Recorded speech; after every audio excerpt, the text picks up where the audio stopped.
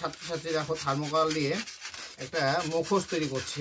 এই মুখোশগুলো হ্যাঁ একটা বিশেষ অনুষ্ঠানে একটা মন্টেশ্বরী স্কুল আর কি, ইংলিশ মিডিয়াম। তো ওখানে আমার বন্ধু রয়েছে, আমার বলেছে এগুলো একটু যদি পারা যায়। তো আমি ভাবছিলাম যে একটু অন্যরকমই হবে।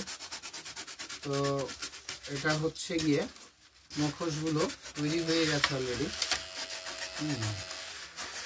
তৈরি করার পরে এটা একটা ফ্রেমে ফেলা হয়েছে, ফ্রেম করে সেটা ফ্রেমবন্দি করা হবে আর কি।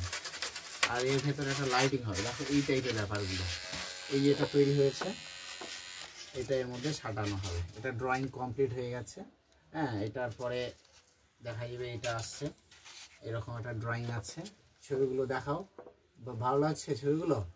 তো এগুলাকে মুখোশ বলে। আমাদের এই সাইডে প্রচলন খুব একটা বেশি দেখা যায় না।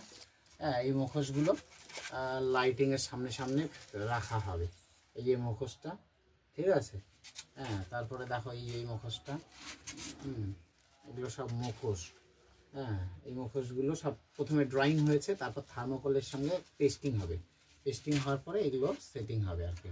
তো যাই হোক, ড্রয়িংয়ে খুব বেশি সময় লাগে না, বাট কালারে সময় লাগছে, নানান ধরনের কালার দিতে হচ্ছে, জন্য সময় লাগতেছে। এরপরে আরও কিছু আছে যেগুলো কাগজে করা আছে। এগুলো প্রথমে কাগজে কাটিং, প্রথমে কাগজ করা হয়।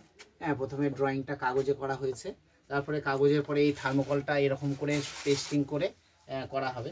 তো তারপরে দেখো আর একটা রয়েছে, মুখোশগুলো এরকম করে কাটিং করা হবে।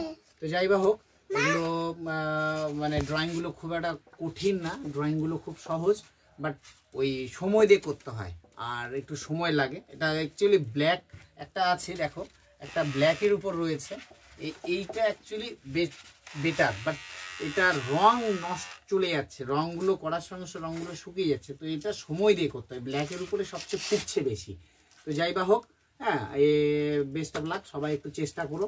ধন্যবাদ সকল আমার ভিউয়ার্সদের, ধন্যবাদ, বাই।